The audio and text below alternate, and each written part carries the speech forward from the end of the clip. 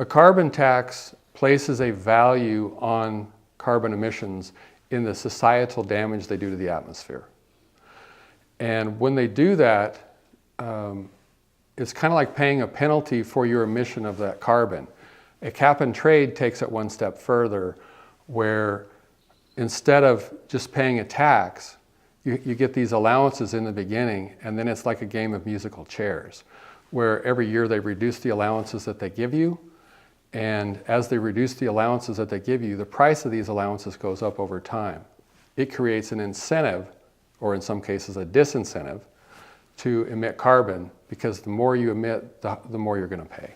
Anything the government wants to reduce its use, let's say cigarettes, sugars in soda pop, any of those kinds of taxes, what they call a sin tax, it's kind of the same thing here. They're treating this in the same capacity that they would those other taxes. When you get into this bill specifically, they're talking about an initial price of about $15 per ton of carbon.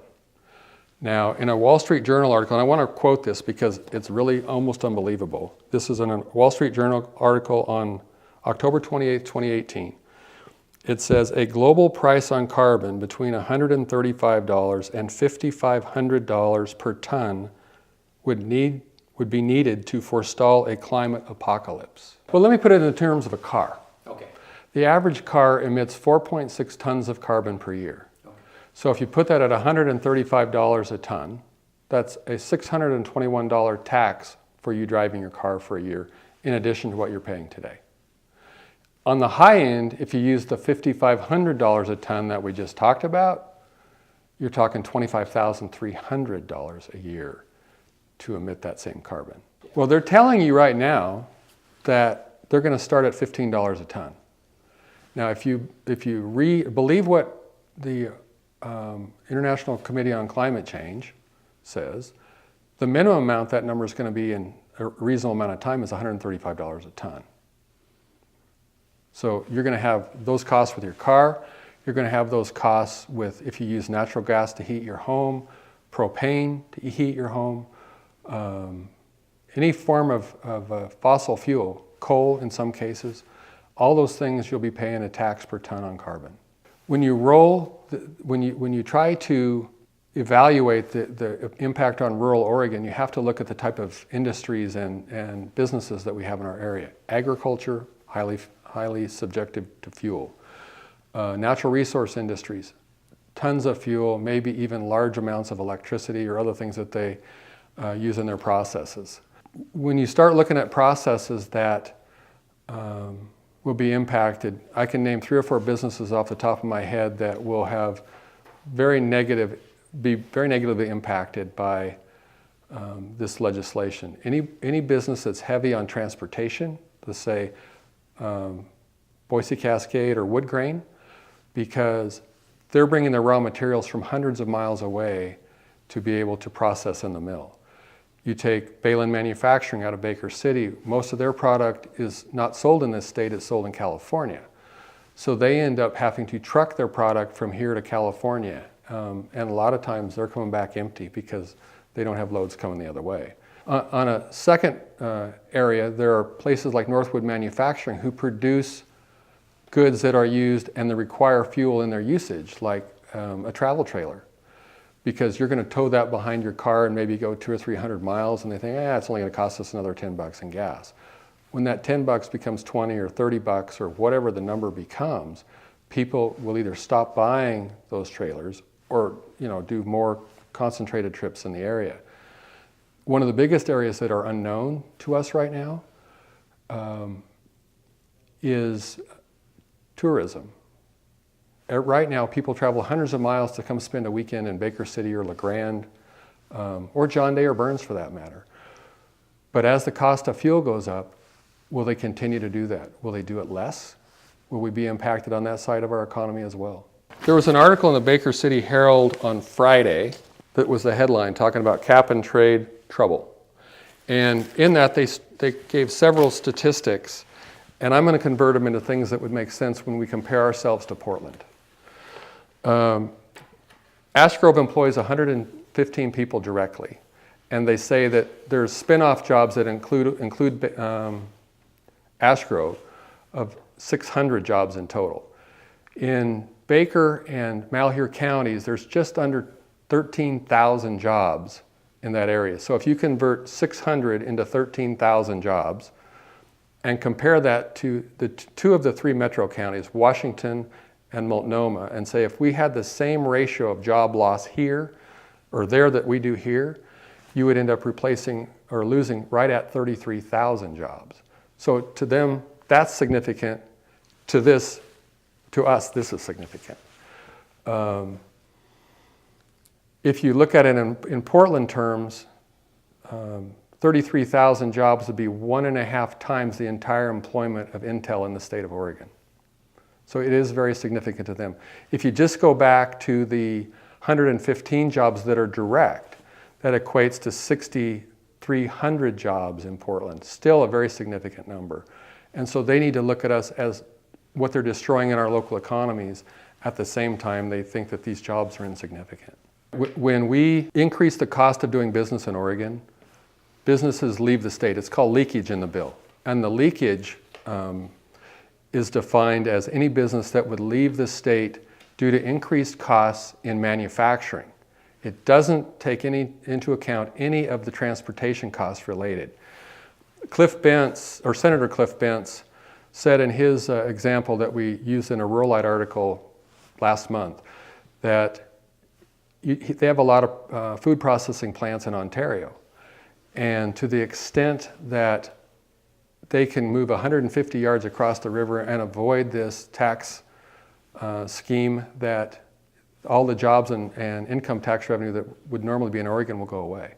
If you take this one step further and you look at Ash Grove, which is a cement plant in that article that I just showed you, if they are forced to shut down and the area loses the 600 jobs and they can no longer produce it in the United States, this production would go to China, where they have virtually no environmental regulations, carbon regulations, etc.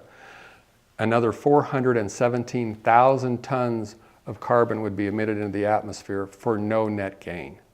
Oregon can only control what's inside its borders, and if you have the leakage, you can't even control that. You do a disservice to the businesses within the state and those that are living here trying to make a living.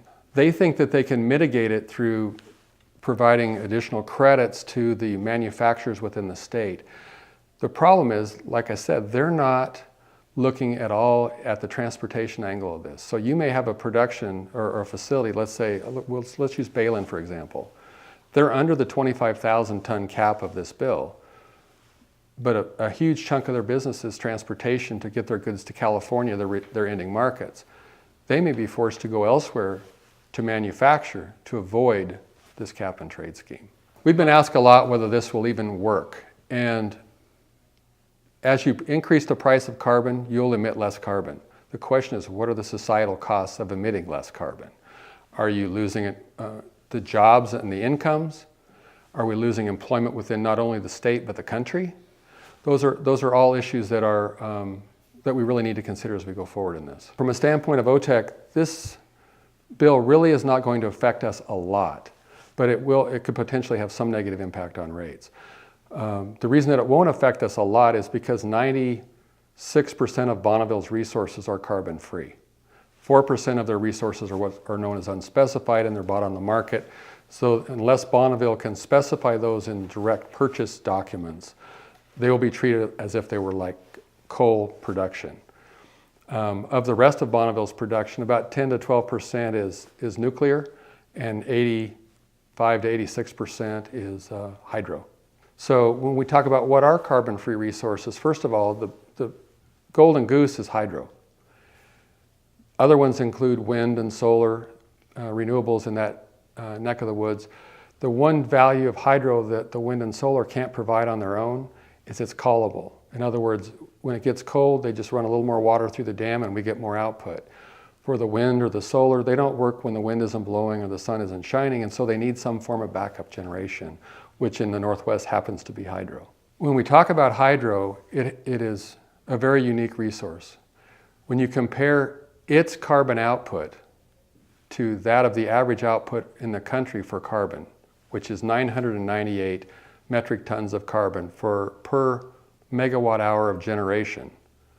Bonneville's output is 27 tons of carbon per megawatt hour. So we're producing 2.7% of the carbon that they're producing across the nation for the same electricity. OTEC is here, number one, because we're a member organization, and our goal is to keep our members informed on any bills that plus or minus, whether they're good for them or not, whether they need to get out and support something or oppose something. And that's why we're here. There's two ways directly that you can get involved and see, and we'll continue to keep data out there for you. One of them is on otec.com, otecc.com. Secondly, there's a link that will be displayed on the screen to be connected with OTEC's Eureka Action Network, which they will probably send you no more than 10 emails a year. They just want to keep you informed so that you can contact your legislature. Also, if you really want to go read the bills, which we'll have a link on our website too, you can also go straight to the Oregon legislature and get a copy of it there. This is a bill that is going to get a ton of scrutiny. Your input, whether you're for it or against it, will matter to your legislator. They're going to know where you stand and where the people of their constituency stand. And that makes a difference on how they vote. If you read your Rural Light on a regular basis, we have had an article last month on carbon. We have one that's going to come out the 1st of March on carbon. We're going to have a political corner in there. It kind of tries to keep you up to date on what's going on at the Oregon legislature. So if you have any questions, you can try to contact us directly at OTEC or look at our website for what we have out there as well. OTEC wants to be green. We want to provide green resources to our members. Presently, 96% of our power is renewable, green, either hydro, solar, nuclear, or wind power. All of that's purchased directly from Bonneville. We're a full requirements customer of Bonneville, and that's the way it works. The other 4% of Bonneville's power is unspecified, and so we don't know exactly where it comes from, but that's still a pretty good record for being green.